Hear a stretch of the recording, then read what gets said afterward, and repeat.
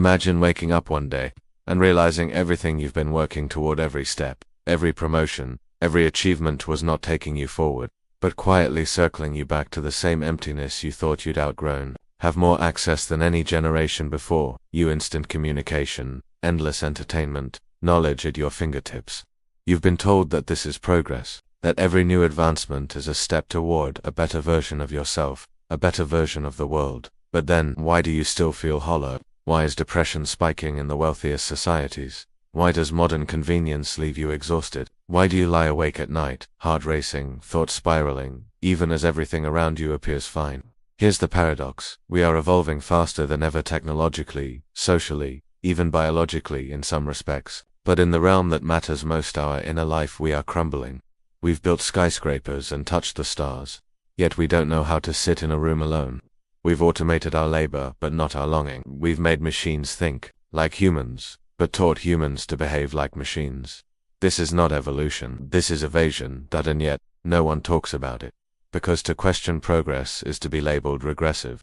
To critique modernity is to be seen as ungrateful, bitter, or backward. But what if this isn't about nostalgia or pessimism? What if this is about something deeper? A forgotten wisdom, a fundamental misalignment between what we chase and what we need. What if progress has become our favorite illusion because it helps us escape the truth that we're not evolving? We're just numbing ourselves more efficiently. Take a moment, look at your life, not the curated parts, not the resume or Instagram feed, but the quiet moments, the late night scrolls, the tension in your chest before you speak your mind, the smile you force when you'd rather scream. Is this what it means to be progressing, or are we confusing motion with meaning? See, there was a time when progress meant inner development, spiritual growth, moral integrity, connection to nature, reverence for mystery. It meant becoming wiser, not faster, deeper, not louder. Now we measure progress in likes, speed, reach, and consumption. And your soul is suffocating beneath it all. You can feel it. That subtle ache behind your ambition, the anxiety beneath your achievements. You were promised that success would make it go away, that more knowledge would mean more peace. But it hasn't. Because you can't outsmart emptiness. You can only face it, but facing it means slowing down. And in a world obsessed with acceleration, slowing down feels like failure, so we keep moving. Faster, higher, harder, and we call it growth. But maybe we're not growing. Maybe we're stretching ourselves thin mentally, emotionally, spiritually until we snap. Maybe the human psyche isn't designed to handle constant stimulation, digital disembodiment, and algorithmic manipulation. Maybe we're not upgrading, we're unraveling. And if that's true, then the question becomes impossible to ignore. Are we really evolving, or just escaping? Escaping silence, escaping meaning, escaping the responsibility of self-awareness by outsourcing our consciousness to machines and trends. And the next big thing, we've traded reflection for reaction, substance for speed, and all the while the myth of progress keeps us chasing, consuming, comparing, believing we're ascending some invisible ladder when in reality we're trapped in a psychological treadmill going nowhere. So what do we do with this? Do we abandon all progress, retreat into the past, reject modernity entirely? No, that's not the answer either. This isn't about regression, it's about discernment. It's about recognizing the difference between real growth and distraction, dressed as development. It's about turning inward, not to retreat, but to remember what truly matters when the noise fades, when the screens go dark, when all that's left is you, alone with your mind. And that's where we go next. Because beneath the illusion of progress lies a far more insidious problem, one so embedded in our society, our psychology, and our sense of identity, that most never even notice it's there. But it's there, and it's quietly dictating everything you believe about success, happiness, and what it means to live a meaningful life. The hidden problem and its psychological philosophical roots. The human mind is a paradox. It yearns for meaning, but also resists it. It wants truth, but only the kind that doesn't hurt too much. And so, as the external world surged forward with progress, speed, and promise, the inner world, the psyche, learned a more subtle trick. DISASSOCIATION. To keep up with a world that never stops moving, your mind starts disconnecting from the things that ground you, your body, your intuition, your emotions, your soul. At first it feels like productivity, then like numbness, then like an ache you can't name. But what if that ache isn't a flaw? What if it's a warning? Carl Jung once wrote, "People will do anything, no matter how absurd, to avoid facing their own soul." This is not just poetic insight, it's prophecy. And it's alive in you, right now. You scroll instead of reflect. You consume instead of connect. You chase instead of confront. Why? Because to confront the self is to meet your shadow, the parts of you that progress tells you to bypass, your uncertainty, your rage, your doubt, your grief, your hunger, your shame. We call them primitive. We call them unnecessary.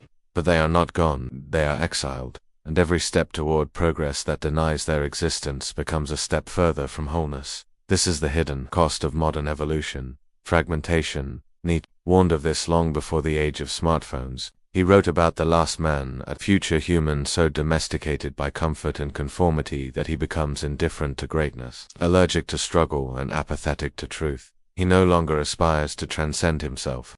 He only wants peace and distraction. Look around. We've built Nietzsche's world, and we did it in the name of progress. But not all change is growth, and not all comfort is healing. Our obsession with improvement, better tech, better bodies, better lifestyles has created a psychological system where discomfort is no longer seen as necessary, but as a defect, a flaw to be fixed, an inconvenience, to be medicated. But what if your discomfort is sacred? What if it's trying to lead you somewhere? Arthur Schopenhauer spoke of human life as a pendulum swinging between suffering and boredom. He wasn't being cynical, he was being honest. Because the truth is, the human condition hurts. To live consciously is to carry the weight of impermanence, desire, and mortality. But instead of making peace with this reality, we created an civilization that does everything it can to distract you from it. And that's the real problem. But progress has become a tool of avoidance. You're told to optimize your life, but never to question what you're optimizing for. You're told to follow your passion, but never to ask if your passion is just masked survival. You're told to achieve greatness, but never to ask, greatness by whose standards? Even spirituality has been hijacked. Mindfulness is monetized, healing is branded, self-love is marketed like a product, and all the while, the deeper questions remain untouched.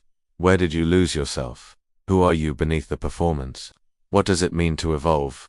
Not just as a species but as a soul, because real evolution isn't linear. It isn't efficient. It's messy, painful, full of regressions and revelations. Real evolution requires death, the death of illusions, of comfort, of ego. But we don't want death. We want upgrades, so we move faster. We numb better. We silence the voice that whispers, something's not right. Even Aldous Huxley foresaw this in Brave New World. He didn't imagine a dystopia of suffering, he imagined a world where people were so pacified by pleasure and stimulation that they no longer wanted truth. That world is here, and we built it with good intentions. We thought we were freeing ourselves, but in reality, we were designing better cages. Cages with high-speed Wi-Fi and dopamine drip feeds. Cages lined with success metrics and productivity hacks. Cages we decorated with vision boards and wellness routines, thinking they would save us from the deeper emptiness. But no amount of progress can fix what disconnection has broken. Disconnection from nature, from silence, from suffering, from your own interiority. Jean-Paul Sartre once said, "We are our choices, but how many of your choices are truly yours? How many are inherited from algorithms, cultural expectations, or unconscious trauma?" We mistake movement for freedom, but freedom isn't doing whatever you want. Freedom is knowing why you want what you want. And that requires a kind of awareness our current definition of progress doesn't have time for. Because awareness is slow, it is quiet. It doesn't monetize well, so here we are restless, addicted, distracted, and we call it evolving. But the question remains, if all of this is progress, why do we feel so lost? That's not a rhetorical question, it's the crack in the surface. And if you follow it deep enough, you'll discover the truth. You were never meant to escape your pain, you were meant to learn from it. And until we remember that, until we confront the real cost of our disconnection, we will keep building a future that looks more advanced on the outside and feels more empty on the inside. The unseen consequences, ***, you walk through life surrounded by symbols of progress, digital screens, biometric locks, AI-generated music, driverless cars, hyper-efficient routines. Everything is faster, smarter, smoother, and yet beneath the surface, something is wrong. You can't name it as alibia because it's not visible. It's not in your devices or your systems. It's inside you, in your breath that keeps catching, in the quiet anxiety that lingers like background noise, in the way your mind races the moment you try to rest. This is what disconnection feels like, but you've been taught to call it something else. Stress, burnout, overwork. You're told it's temporary, that it can be fixed with better scheduling, a new app, a short vacation, a new supplement, or another self-improvement podcast, but the truth is darker. You are not burned out because you're doing too much. You are burned out because you're doing too little of what actually nourishes your soul. The cost of our so-called progress is psychic exhaustion. And it doesn't just affect individuals, it shapes entire societies quietly, invisibly, and thoroughly. 1. The culture of distraction. Your attention is no longer yours. It's the most valuable commodity in the world, auctioned off to the highest bidder. Everything competes for it. Social media, news, advertising, productivity tools, but none of them care about your well-being. They are designed to keep you engaged, not enlightened, stimulated, not still. They don't ask you too feelingly to react. This creates a culture of perpetual interruption, and it's not neutral. Each time your focus is hijacked, you lose a piece of your presence. And without presence, true growth is impossible. You cannot evolve while fragmented. This isn't just technological, it's spiritual theft. We are living in what psychologists Mihaly Csikszentmihalyi called a state of psychic entropy, mental chaos where attention is scattered, inner clarity is lost, and the soul starves quietly. 2. The loneliness epidemic. We are more connected than ever, yet lonelier than any previous generation. We have thousands of online followers, but no one to cry with. We send heart emojis but fear real vulnerability. Why? Because authentic connection requires time, discomfort, and presence, and none of these fit into a culture obsessed with speed and optimization. Real intimacy cannot be hacked. Real friendship cannot be scheduled. Real understanding cannot be compressed into 280 characters. And so we live in proximity, but not in communion. We see each other's lives, but we do not witness each other's pain. The shadow of modern progress is emotional isolation. Of epidemic. No one profits from solving. 3. The addiction to control. We've learned to measure life with data, calories, steps, followers, likes, productivity hours, mood tracking, sleep cycles. Everything is quantified. Everything must be optimized. But life isn't a spreadsheet. The more you try to control every aspect of your experience, the more you lose touch with the mystery that makes life worth living. You weren't built to live in a laboratory of metrics. You were built to feel, to wonder, to grieve, to wander, to not always know what comes next. But modern progress sells you the illusion that uncertainty is failure, and chaos is weakness. And so you spend your energy suppressing spontaneity, controlling every variable until life becomes flat, predictable, safe, and emotionally lifeless. This is not evolution, it's emotional sterilization. 4. The death of inner authority. Perhaps the most insidious consequence of escaping rather than evolving is this: you stop trusting yourself. Instead of listening to your inner voice, you turn to trends, influencers, artificial intelligence, or corporate solutions. Your intuition becomes buried beneath external noise. Your choices become shaped by algorithms rather than soul. Eventually you forget how to choose at all. You look for signs. You look for shortcuts. You look for a version of life you can copy and paste. But deep down, a part of you is quietly screaming, none of this feels real, because it's not your life anymore. It's a performance stitched together from templates, a curated existence designed to impress but not to fulfill. This is the true poverty of progress without awareness, a generation of people who have everything except themselves. 5. Psychological dissociation. Your nervous system isn't built for perpetual noise.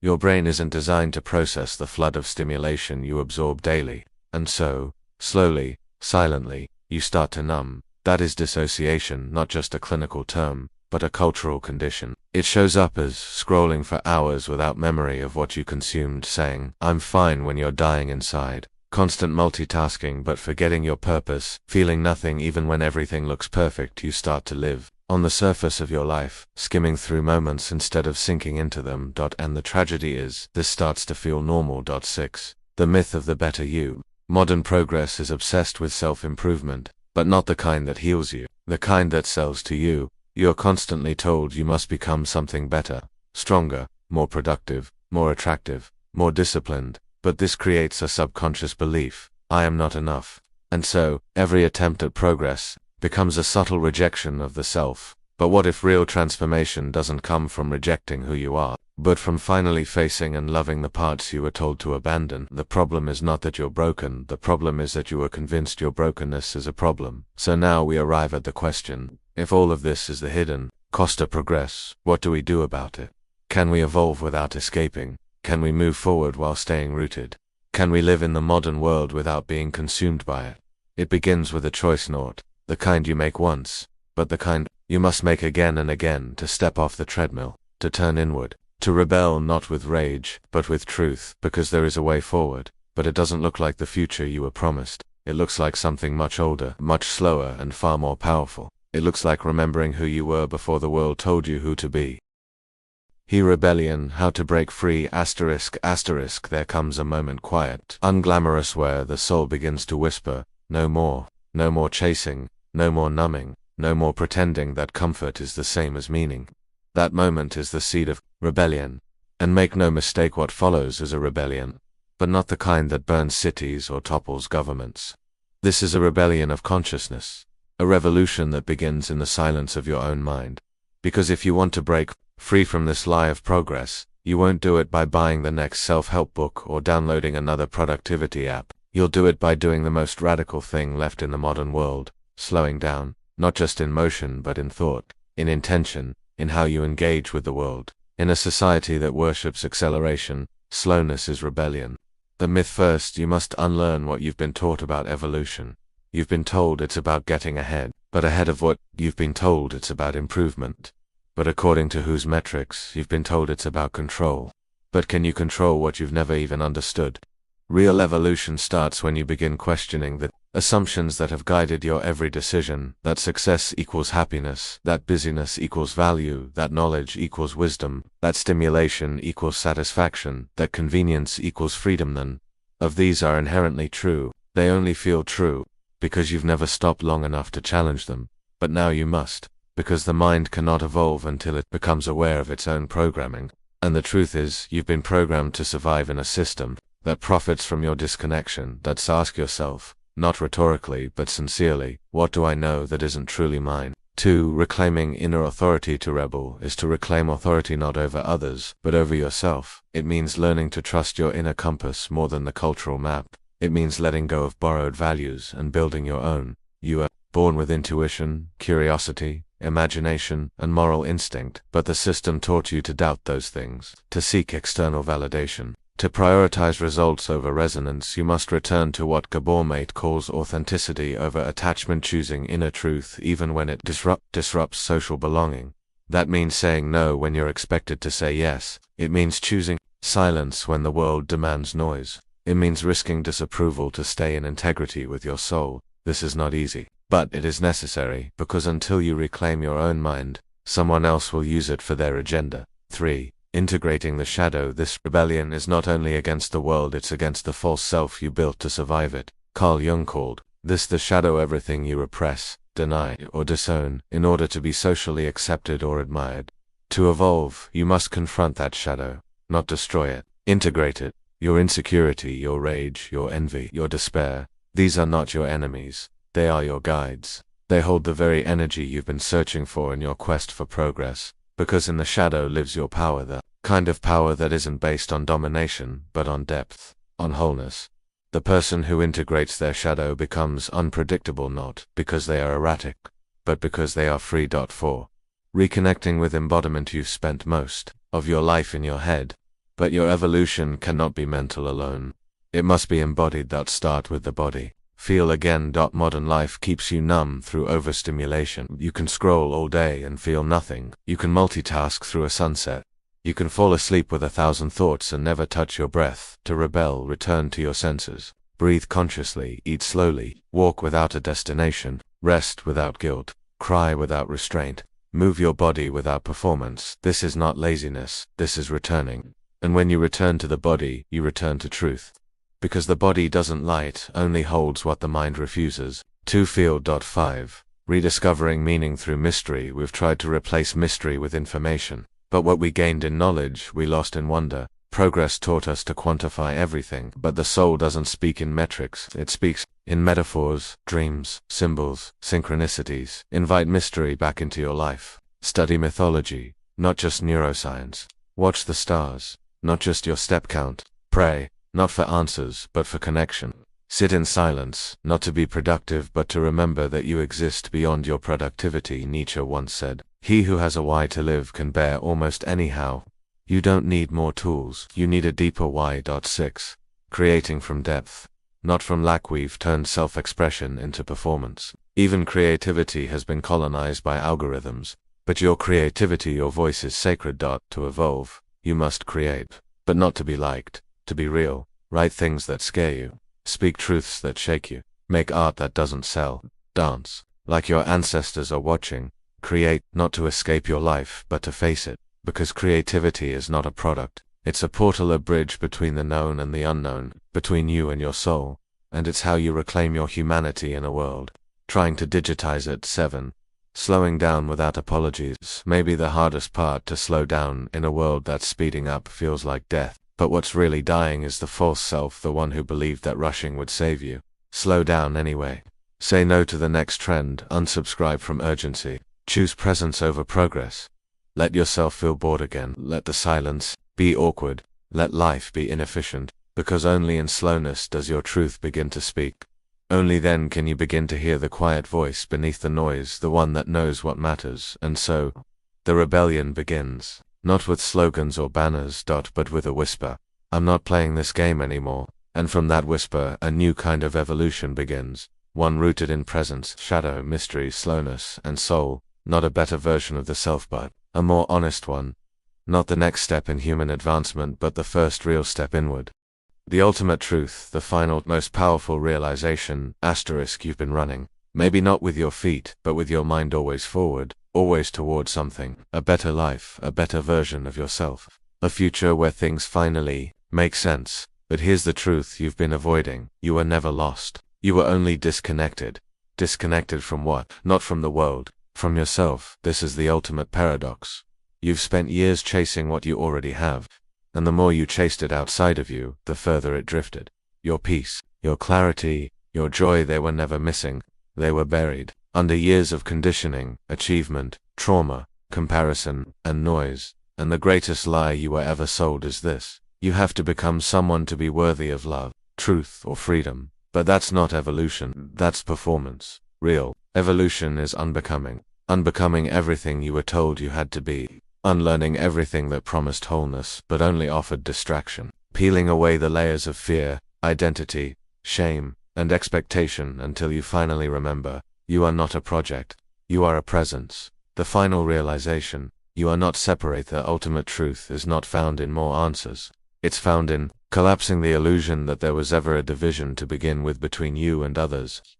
You and nature, you and the divine, you and your shadow. That sense of separation is the deepest lie of all. It's what fuels your self-doubt, your constant striving, your spiritual emptiness. It's what makes you look outside of yourself for value, validation, and vision. It's what keeps you enslaved to external systems of progress. But the mystics, sages, and philosophers across all time came to the same realization, are already whole. You just forgot. Nietzsche, in his madness, saw it. Jung, in his dreams, mapped it. Frankl, in his suffering, claimed it. And you, in your quietest moments, you've felt it. That glimpse. That brief flicker, that eerie, sacred calm where everything is suddenly okay, not because the world changed, but because you did. That's not delusion, that's remembrance, The lie dies in stillness. There is a reason the lie of progress is so loud. It cannot survive in silence, because in silence, you feel, you remember, you reconnect. And when that happens, you begin to see the absurdity of the game, the way you were conditioned to hustle for things your soul never asked for, the way you sacrificed your mental health for imagined futures, the way you thought healing meant fixing what was never broken. You realized the real you was always there, beneath the masks, beneath the performance, beneath the optimization and burnout and perfectionism. You don't have to find yourself, you only have to return. The return to essence. So, what does it mean to truly evolve? It means this: not faster but deeper, not smarter, but wiser, not stronger, but softer, not ahead, but within. The future you were chasing was never a destination. It was a mirror reflecting the part of you that's been waiting to be accepted, the child in you that was told to stop dreaming, the artist in you that was told to grow up, the soul in you that was told to be realistic, the silence in you that was drowned in noise. They've been waiting, not for progress, for presence, and now you know, now you see the lie. Not as evil, but as unconscious. It was built by people who were afraid, just like you, people who didn't know another way. And that's okay, because now you do. Now you know that speed doesn't equal clarity. That progress without reflection is just escape. That evolution without soul is just machinery. That comfort without truth is not sedation. And you also know that you are not here to escape the darkness. You are here to bring light to it. That's why you are called to this rebellion, not because the world needs more leaders, but because the world desperately needs more awakened hearts. People who are not afraid to sit in discomfort. People who are not ashamed to be human. People who are not addicted to fixing, but devoted to feeling. This is not a journey with an end. This is a return to the beginning, not the beginning of your story, but the beginning of your awareness. So, what now, you may ask? What do I do with this realization? What does life look like now that I've seen through the illusion? And the answer is terrifyingly simple: live differently. Even if the world doesn't applaud it. Even if no one notices at first.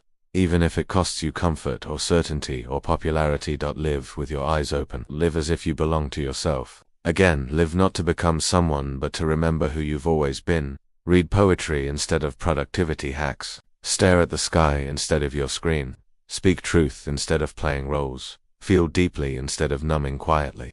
Slow down until your soul catches up. Because when your soul returns, so does your life. The final image, imagine this. You're standing still, not because you're stuck, but because you finally realized you're already home. The world spins. The noise continues. The system tries to pull you back in, but you don't move. You breathe. You feel. You remember. And in that stillness, in that sacred pause, you hear it. Your soul whispering a truth. So ancient and so alive, it breaks every illusion. You are not behind. You are not broken. You are not late. You are exactly where evolution begins.